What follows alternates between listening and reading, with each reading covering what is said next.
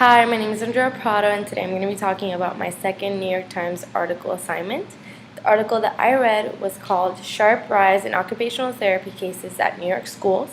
The author is Elizabeth A. Harris, and the date of publication is February 17, 2015. The purpose of this article is to detail the upcoming occupational therapies offered in many New York public schools. The article describes several ways occupational therapy can help students and what effect this expansion has had on the students in their schools. I learned from this article that there has been an increase in autism and ADHD diagnosis in the past few years, and that special needs children need to have access to a better type of resources in their public schools.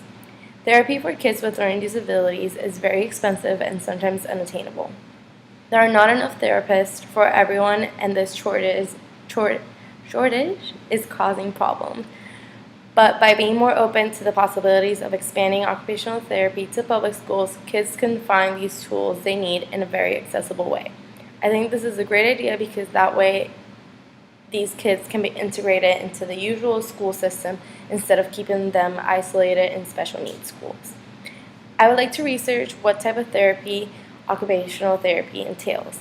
This is a very interesting field in my opinion, so I would probably start by looking at what type of disabilities and special needs children occupational therapy is more effective for, and then see how each technique helps the student improve. This article relates to class because it involves learning. This whole year I have been learning about how we learn, how we are conditioned, and how it affects different people. Occupational therapy is a great tool to help students learn. These students have been faced with great adversity, and sometimes it is hard for them to learn at the same pace as other kids in the classroom. But I think being isolated is also not the solution.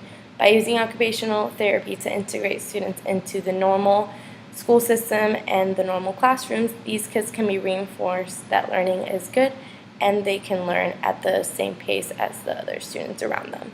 Thank you.